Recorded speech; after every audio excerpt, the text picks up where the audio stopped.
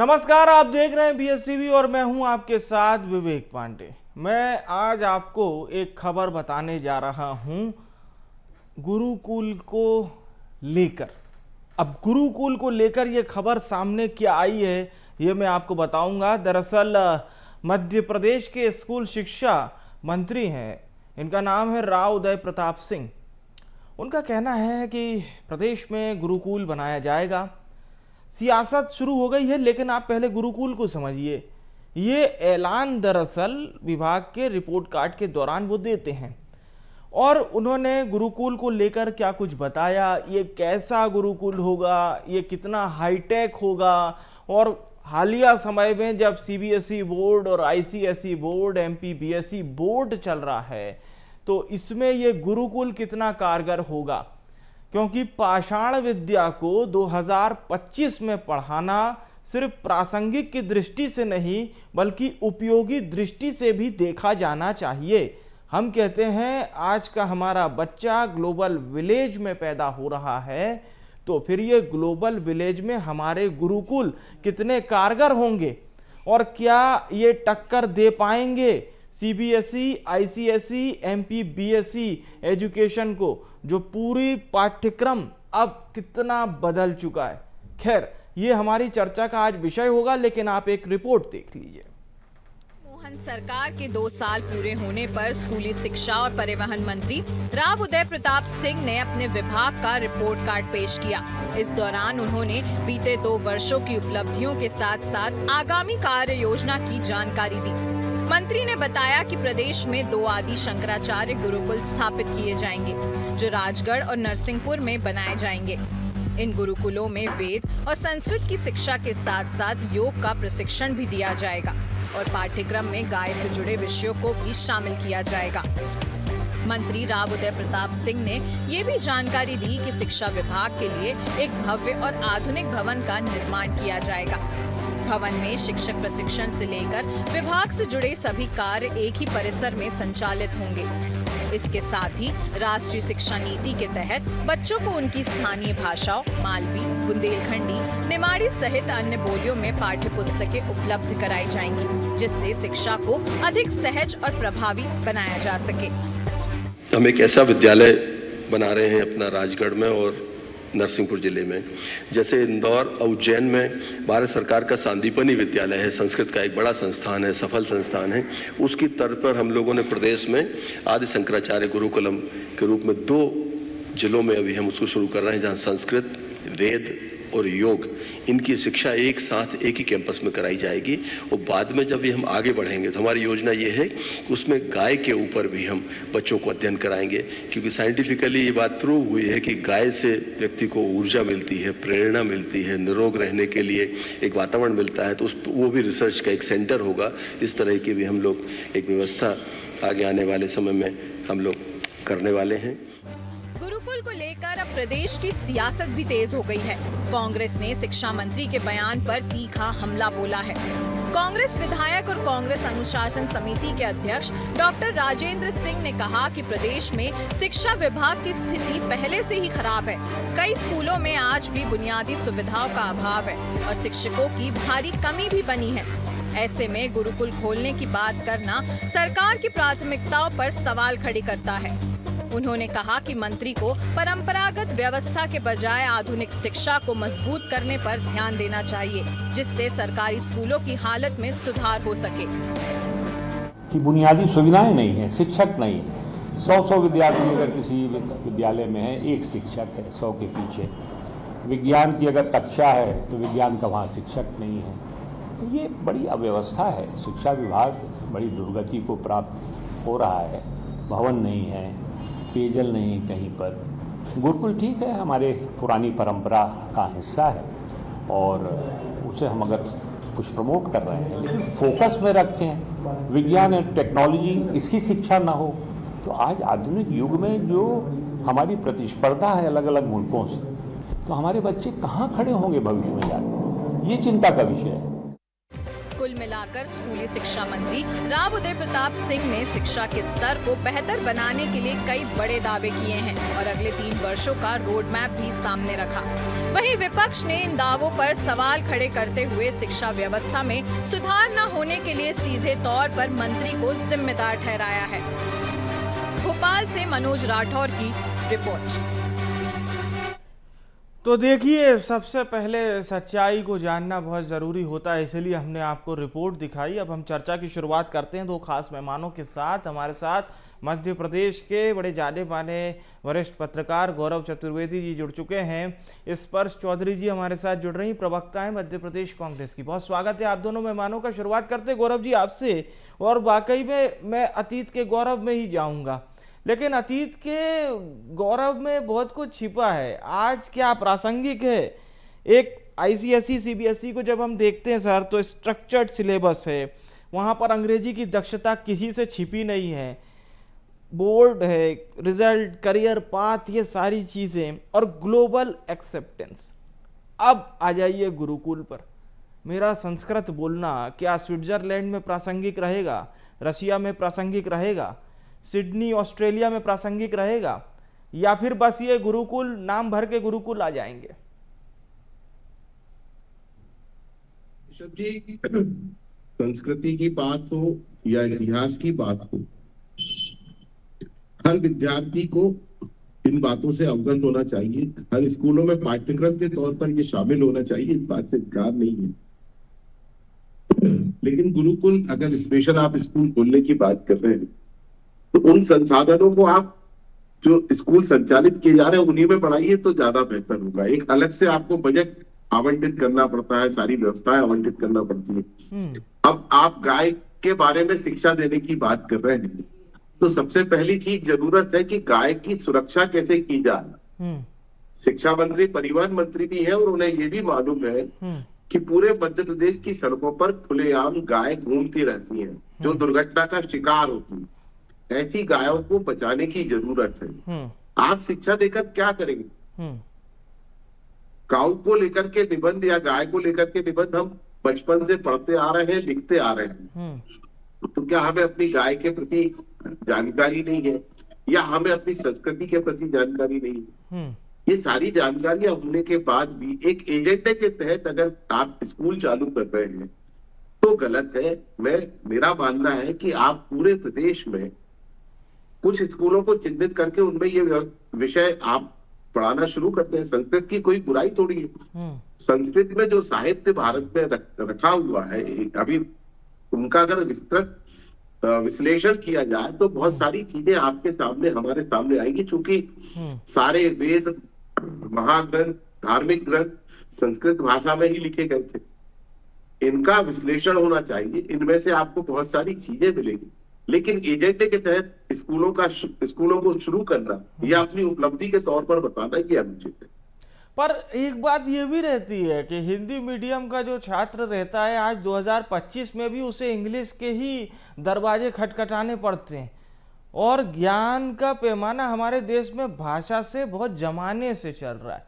मतलब अंग्रेज चले गए पर अंग्रेजियत नहीं गई। अगर ये हिमायती हैं गुरुकुल परंपरा के, तो फिर बेसिक स्ट्रक्चर पर काम क्यों नहीं कर रहे? क्या ये हवाई दिया हुआ मंत्री जी की ओर से एक बहुत ताजा भाषण है?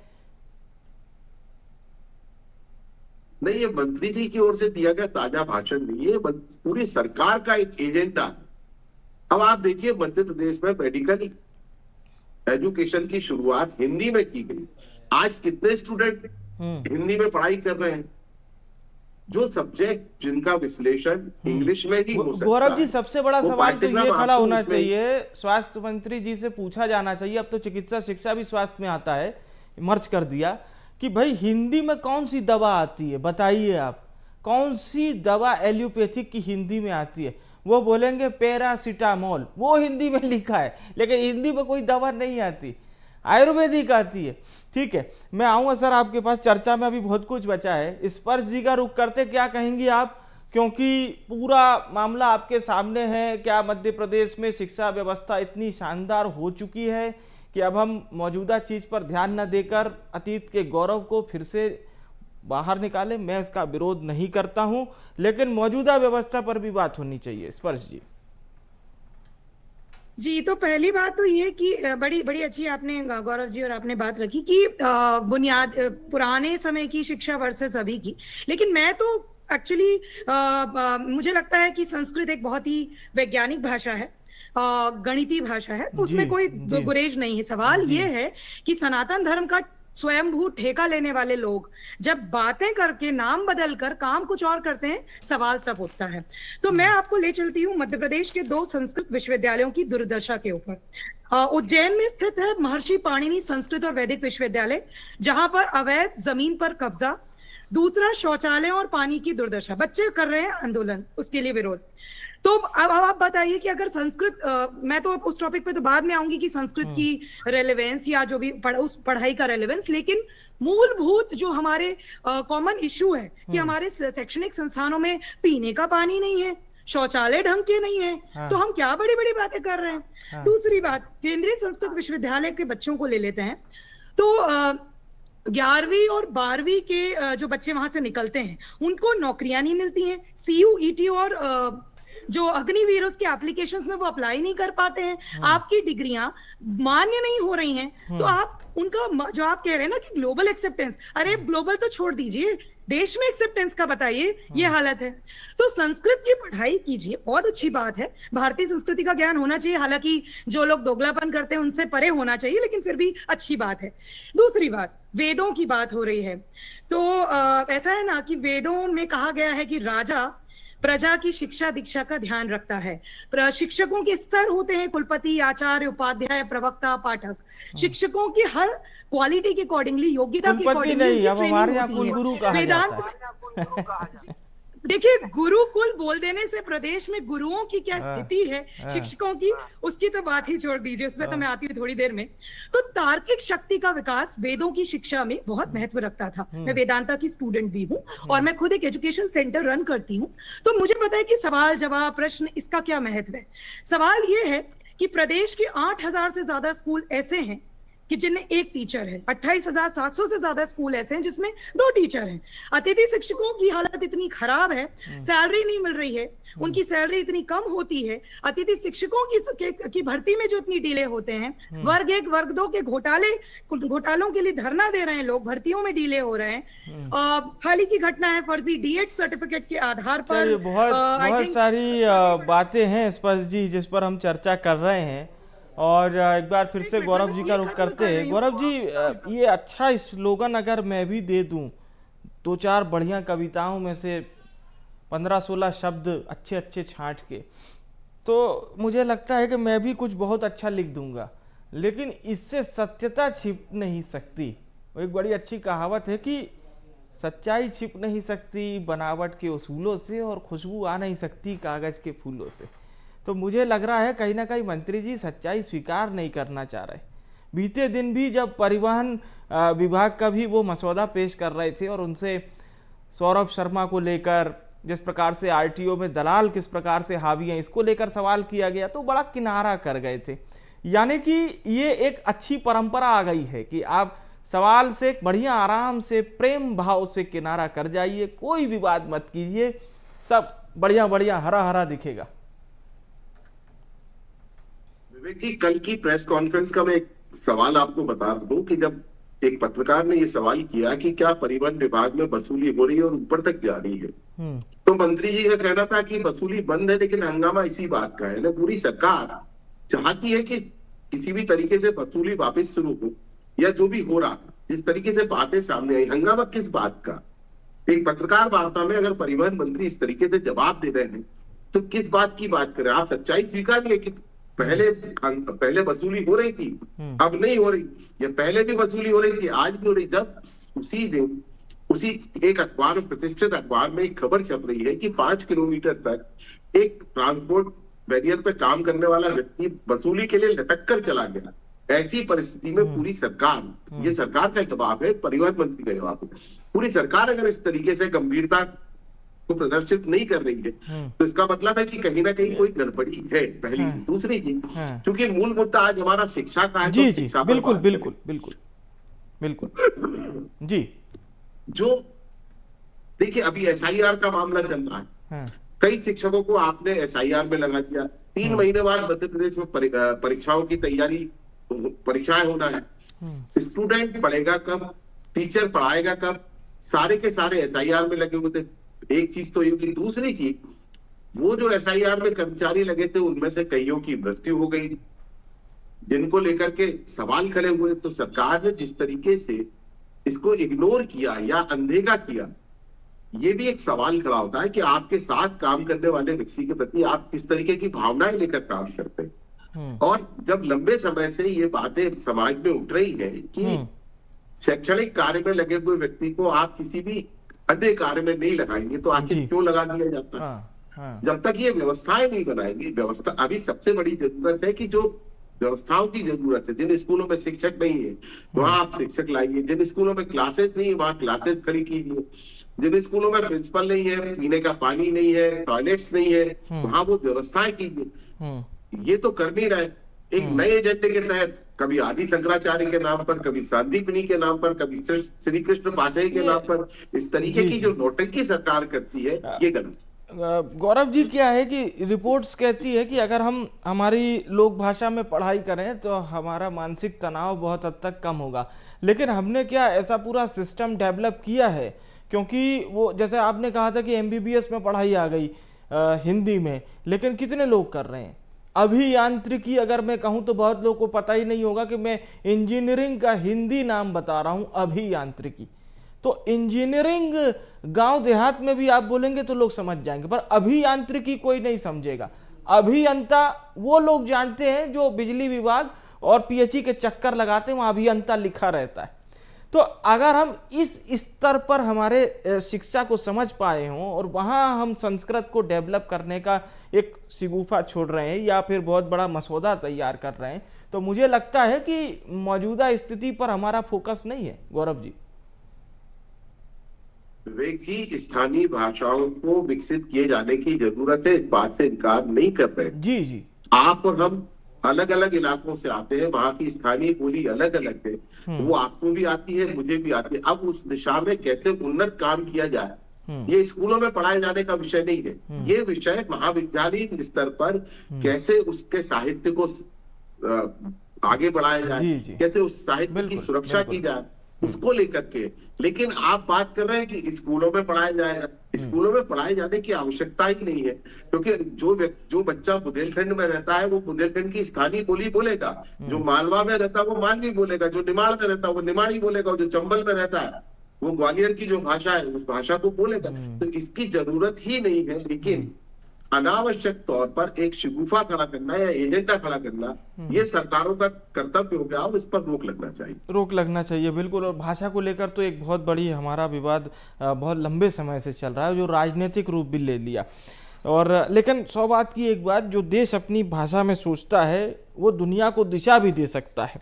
हमें ये भी मानना चाहिए कि अंग्रेजी साधन है, सिर्फ एक लक्ष्य नहीं है। इस पर जी का रुख करते हैं। स्पर्श जी, अब ये बात आप बताइए, जब आप लोगों की सरकार का वक्त था तो केवी पर बहुत काम हुआ, नवोदय पर भी काफ़ी काम हुआ, और लेकिन अब सरकार बदली है। PM rise school, CM rise school, PM Shri विद्यालय बहुत उन्होंने क्या किया कि डेवलप कर दिया। तो ये भी तो एक अच्छी चीज़ है ना कि सरकारी स्कूल को भी हम बिल्कुल कॉन्वेंट जैसा बना रहे हैं।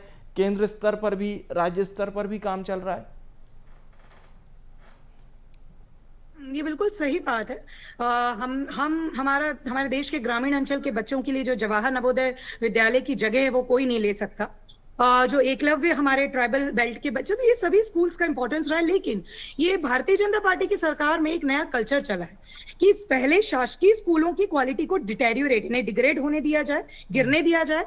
फिर अभी का जो हालिया स्थिति है कि 33,000 से ज्यादा स्कूल बंद हो चुके हैं प्रदेश में। क्यों? कभी शिक्षक कम है, कभी बच्चे काफी ड्रॉप हो गए। 54 लाख बच्चे 10 सालों में सरकारी स्कूलों में कम हुए। अब मजे की बात यह है कि इन्हीं 10-15 सालों में 6,500 करोड़ से बजट 36,000 करोड़ हो गया। बजट का ही गुना हो गया। और जो स्कूल कि क्वालिटी पे काम होना था। अरे भैया, हम विकसित भारत की बात कर रहे हैं और टॉयलेट नहीं है। विकसित भारत की बात कर रहे हैं, पीने को पानी नहीं है। प्रदेश में भी हाल ही में प्राइवेट यूनिवर्सिटी में बच्चे पीने के पानी के लिए धरना आंदोलन दे रहे थे वीआईटी यूनिवर्सिटी में। तो प्रदेश की हालत इतनी बेकार है, चाहे स्कूली शिक्षा हो चाहे उच्च शिक्षा हो, कि हम बेसिक की बात नहीं कर रहे हैं। तो सवाल ये, किसके पेट में जा रहा है ये पैसा? जो इतने 1000 करोड़ का बजट बढ़ा है वो किसकी जेब में जा रहा है, ये सवाल है। तो क्वालिटी जो इंप्रूवमेंट की आवश्यकता है, जो लगातार होने की जरूरत है, वो नहीं हो रही है। दूसरा, पीएम श्री या सांदीपनी बोल देने से उसकी जो मूलभूत आवश्यकताएं हैं किसी स्कूल की क्वालिटी की, वो नहीं चली जाती। मैं एक और बात पे आपका ध्यान ले जाना चाहती हूँ, क्योंकि किताबों में अभी बात हो रही थी निमाड़ी, मालवा, इन बोलियों की। बीइंग अ लिंग्विस्ट, मैं बहुत खुश हूँ कि लोकल भाषाओं की बात हो रही है शिक्षा नीति में। लेकिन सवाल ये है कि आपके किताब पर बीजेपी तो कहती है कि 3 डिजिट में जो शिक्षा को लेकर पैसा जाता था करोड़ में, वो अब इन्होंने बढ़ाकर 4 और फिर 5 डिजिट तक पहुंचा दिया है। कह रहे हो कि वो किसके जेब में जा रहा है? बजट के प्रोपोर्शन में आप तो स्कूल बंद कर रहे हैं। आपकी क्वालिटी, एक और चीज मैं बताना चाहती हूँ कि ये जो किताबों का जो माफिया है, आपने सुना होगा कल के निर्णय में कि भैया हम ब्लॉक लेवल पर मेला लगाएंगे, ये कहा गया। संस्कारधानी जबलपुर की घटना है। कलेक्टर वहां के जो थे, उन्होंने इस पे एक्शन लिया, जांच की, तो 1900 से ज्यादा किताबें ऐसी थी 11 स्कूलों में जो पाई गई फर्जी, यानी वो आउट ऑफ सिलेबस थी, यानी वो किसी बोर्ड से जुड़ी नहीं थी। लेकिन क्योंकि कमीशन है, दिसंबर में ऑर्डर हो जाता है किताबों का, और मार्च में जैसे ही स्कूल जो शुरू होता है शेड्यूल, तब किताबें आ जाती है। अब आप देखिए क्या गजब का गठजोड़ चल रहा है माफिया का। तो सवाल ये है मेरा सरकार से कि क्या हमारे ग्रामीण अंचलों के इन बोलियों को बोलने वाले बच्चों के लिए आप जो किताबें लाने का एक नया सही में शिगुफा छोड़ रहे हैं, क्या उसको और लूटने की तैयारी है, या उस पर सिस्टमिक कोई एक्शन लेंगे? अगर लेंगे तो हम बहुत खुश होंगे, क्योंकि हम भी चाहते हैं कि हमारे प्रदेश की भाषाई और शैक्षणिक विविधता बढ़े, एनरिच हो। लेकिन ऐसा ना हो कि वेद गाय इसके चक्कर में इसलिए बोल रहे हैं क्योंकि उसके नाम पर कुछ और काम किया जाता है बाहर, और एक पिक्चर क्रिएट कर दी जाती है कि हम उसका ध्यान रख रहे हैं। हमारी गौ माता हमारे दिलों में बसती है, 33 करोड़ देवता रहते हैं, और उसकी हालत सड़कों पर क्या है किसी से छुपी नहीं है। बच्चे को पता है गाय का महत्व क्या है। हमारा भी भोजन का पहला निवाला गाय के नाम का जाता है ना। तो उसके लिए स्कूलों में किताबों में पढ़ाने की पहले से व्यवस्था है। आप तो, जो आपकी जिम्मेदारी है, एक वैदिक काल के राजा की जो जिम्मेदारी होती थी, कृपया उसे निभा लें, क्योंकि एक अच्छे राजा के गुण वैदिक काल में वही थे जो आज भी। एक अच्छा राजा, एक अच्छा शासक, एक अच्छा प्रशासक को जो जनता के लिए करना चाहिए वो कीजिए। और ये जो गुरुकुल बनाने के नाम पर गुरुओं और शिक्षकों की स्थिति की आपने जो मैं तो एक बड़ा शब्द यूज करूंगी, बैंड बजा रखी है। तो अगर आपने उसमें काम नहीं किया तो आप ये सब दिखावा ना कीजिए। डॉक्टर मोहन यादव जी सोचते हैं कि सांदीपनी बोल के, कृष्ण यादव होने के कारण अगर सांदीपनी बोलकर, मैं कोई बड़ी बात नहीं कर रही हूँ, nomenclature is very easy, to execute is very difficult. That is what हम emphasize चलिए, कर रहे हैं। यही पूरा इस चर्चा का निचोड़ है। और मुझे लगता है कि गौरव जी ने और स्पर्श जी ने बहुत हद तक इसे लेकर हमारे दर्शकों तक पूरी बात पहुंचाई है। बहुत बहुत धन्यवाद भी मैं करूंगा। आप दोनों मेहमानों का शुक्रिया हमारे साथ जुड़ने के लिए, धन्यवाद। देखिए, हमारा जो विचार है, हमारी जो चर्चा का मर्म सामने आया, वो गुरुकुल का विरोध तो कतई नहीं है, लेकिन हम मौजूदा जो स्थिति है, मौजूदा जो स्कूली शिक्षा व्यवस्था है, इस पर भी बात करना ज़रूरी है। अगर एक आंख मूंद लेंगे तो फिर सच छिप नहीं जाएगा, वो सच वहीं मौजूद रहेगा, हमारी सिर्फ आंख कुछ देर के लिए बंद होगी। अगर ये बात हमें समझ में आ रही है तो हम सही दिशा में जा रहे हैं। फिलहाल के लिए मुझे यानी विवेक को दीजिए इजाज़त। बने रहिए BSTV के साथ। नमस्कार।